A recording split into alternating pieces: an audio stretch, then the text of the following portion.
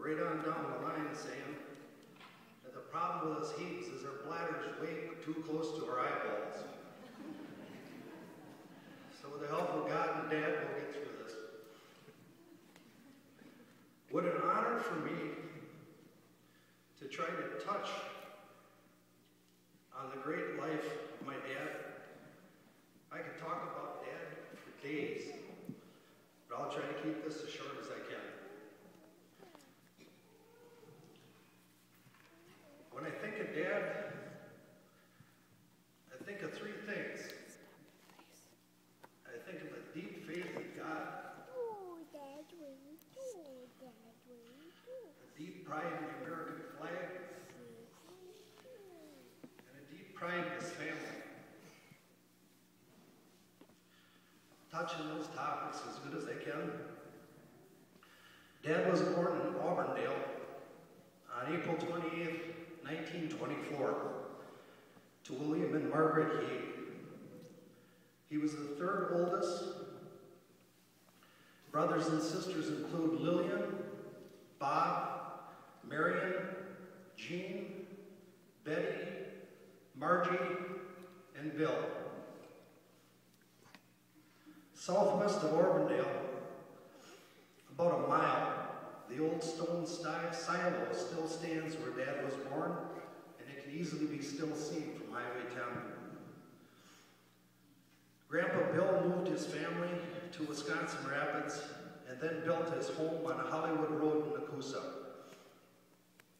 At the age of 18, Dad joined the Navy with his brother Bob in World War II. The big one, as Dad always said. He was stationed mostly in the South Pacific. Dad was very grateful, roughly 2.5 years ago, to go on the honor flight for World War II veterans to the memorial in Washington, D.C. He was so humbled by the large crowd of people that were there at the airport to welcome the veterans back home. There were members from the Pittsville American Legion that were there, and Dad was so proud to say that he was a founding member of that great organization in Pittsville. Dad was honorably discharged from the Navy in February 1946. It just so happened that while he was in World War II, a family moved in across the road from the house on Hollywood Road in Nakusa with the last name of Hotchkiss. And that is how he met our wonderful mother, Elaine.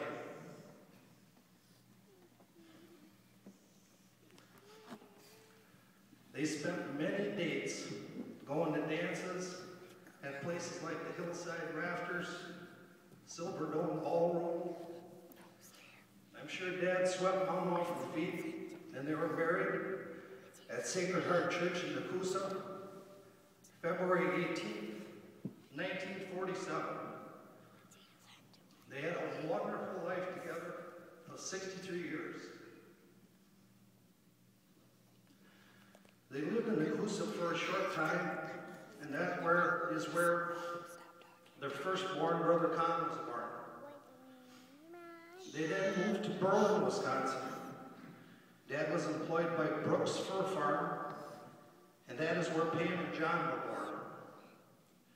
At the age of 26, Dad and Mom moved their family to Pittsville.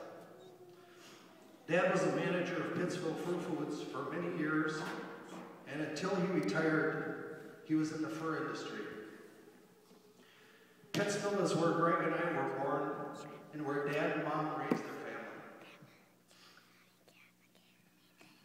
Picture a 1-acre lot in town on a dead-end road with a creek on one border and a row of poplar trees on the other, with a large 3-bedroom ranch home in the middle, with a basketball hoop, a backstop, a flagpole that Dad had made from scratch, many apple and plum trees that Dad and Mom planted, a large tree fort, great neighbors, and a nice big hill for sledding in the winter. That was home, roughly for 40 years. And what a home it was.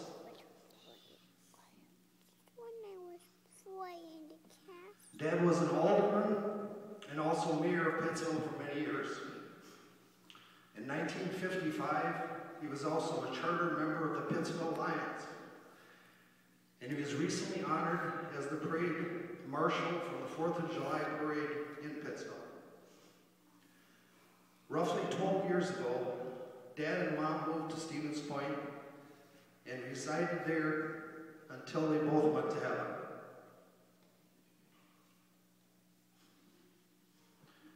Dad was a plumber, an electrician, a barber, a butcher, a welder, an all-around handyman. He was good at all of them. He just had good common sense, as he would say. Dad and Mom were so proud of their 5 children, 16 grandchildren, and 14 great-grandchildren. I think Dad had the biggest lap in the world, and most all of us at one time sat on it. There were not many sports facilities that they had not been to in the country following their entire family in any event, sports, academics, music, that they were involved with. I always got a kick out of looking at the Pittsville High School annuals from the 60s and 70s, and you would find Dad sitting behind the scorer's bench keeping score on his own. Year after year after year, he's there. Dad had a great sense of humor. He had a knack for one-liners. Our family calls them Dickie-Dooisms. About 3 days before he passed, he told the doctors, "What you see is what you get." Other examples, he would say often, "I have 4 boys, and they all have a sister. I cut that board twice, and it was still too short. I was so smart in school that I got second seat in the dump roll." Sister Pam actually had a calendar made that was bordered with one-liners. Ask any of his kids, and we'll tell you many, many more. Dad had a very infectious laugh. It came from his whole body. He was known to make bleachers shake. I don't think there's a John Wayne movie or episode of Bonanza that he did not watch. He enjoyed hunting with his boys and grandsons. Many, many cold November mornings started with Dad at the top of the basement steps, hollering down, "Daylight in the swamps, boys." Dad loved camping, campfires. He was known as Fire Stick Boy. Riding on pontoon boats, dancing with Mom. Music, loved it. Johnny Cash, William Whalen, Blue Eyes Crying in the Rain. There's only one Heeg family reunion that he missed, and that was the summer that he broke his hip. He liked everything. He always said, look him in the eye, give him a firm handshake, and never waver from the truth.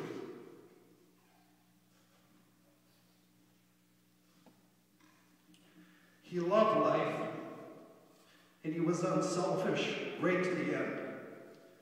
He knew that everyone was coming home for Christmas, and he said that he didn't want them to travel home twice. He decided to end all treatments, and he actually passed away very quickly. Not surprising, his big old heart was the last thing to Thank yous go out to many doctors, Dr. Monk, Baraka, Sappho, Antilio, many caregivers at a stay at the Stevens Point Care Center, nurses from St. Michael's, and anyone else that helped along the way that I might have forgotten.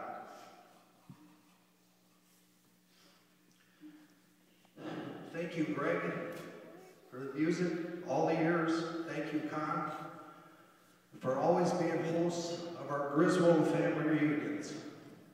Let's keep them going because we know that Dad and Mom love them so much. Two special thank yous. I think that most of you know that our brother John stayed with Mom and Dad right till the end.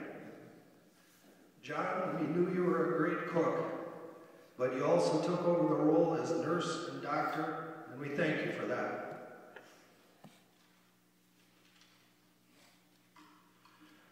Our lovely sister Pam, if everyone lived here 1,000 years and thanked you 10 times a day, it would not be enough for all the schedule-changing, spur-of-the-moment decisions that you did for Dad and Mom. I remember shortly after Mom died, Dad turned to you and said, "There, now you're the boss," and we love you for it. We were very, very fortunate to have you as long as we did.